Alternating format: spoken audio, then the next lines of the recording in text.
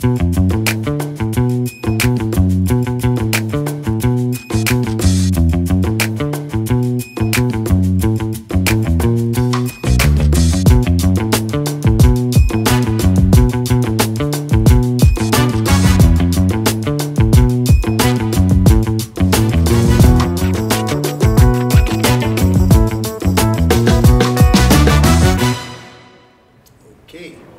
Ako naman, I play half of the dynamic duo between Rita and me. Ang take ko naman kasi, the more conflict, I enjoy that for a soap. Because a soap has to stay interesting. Lalo na the Filipino soap, you know, maano tayo eh. We, madrama. Madrama talaga. It's true, you know. So I enjoy conflicts like that. Rita and I, who play husband and wife, we raised a son, or we have an only child, who was eventually murdered. And up to now, patapos na yung soap, I don't know kung nalaman na kung sino pumatay sa anak natin. I think it will be resolved within the next couple of weeks. So I hope subaybayan yan. No affiliation with my character here because it is not who I am. But that's why I enjoy it a lot. You know, being an actor, I think all of us can share this. It's always fun to play somebody you're not. Yeah. Yes. Diba? Kasi yun ang masarap dun eh. And you have the whole canvas to play with when you're an actor. You can play the meanest mean and the sweetest sweet. You know, you can play all of that and play it to the max kasi hindi naman ikaw yun eh. That's why it's called a character. You're playing a character.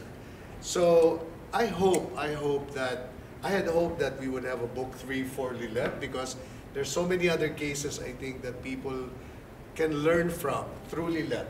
You know,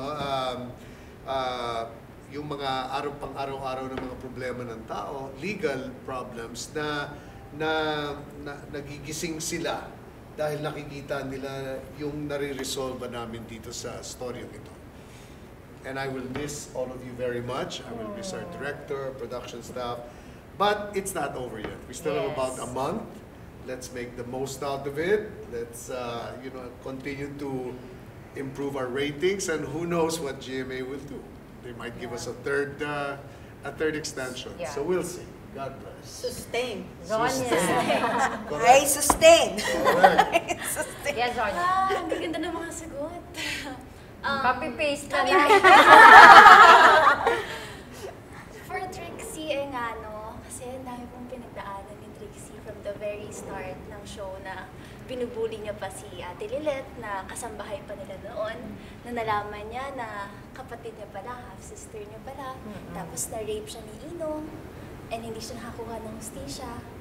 Tapos, nagkabati sila ni Ate Lilette. Parang, sobra pang roller coaster. Nagandahan ko pang scandal dito. So, grabe po yung pinagdaanan ni Trixie na ang dami niyang pwedeng ma-share at mapakita sa tao na kailangan mapakinggan siya.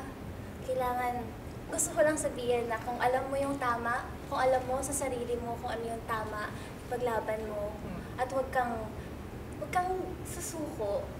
As long as nandyan yung pamilya mo, kahit na nagkakaroon ng problema sa pamilya, as long as buo yung pamilya mo. Kasi yun yung importante kay Trixie, yung magkaroon ng masaya at buong pamilya, na kahit anong mangyari, nandito yung pamilya ko, nandito si Ate Lilette. So, stick with your family, love your family, and kung ano yung tama, yung paglaban mo. Amen. Attorney Lilette. Charit. Ayun, unang-una, gusto ko po magpa-thank you sa lahat ng sumuporta sa Lilette Matias, Attorney at Law. You made the 12-year-old me, so happy kasi natupad po yung pangarap ko dito sa show. At pangarap ko talagang maging lawyer. And kay Lilette naman po, kung nanood nga kayo simula nung umpisa, makikita naman natin na sobrang daming kakulangan sa kanya. Bukod dun sa physical, wala siyang parents, lumaki siya sa hindi niya naman kadugo, pero never ko siyang nakita na kulang sa pagmamahal.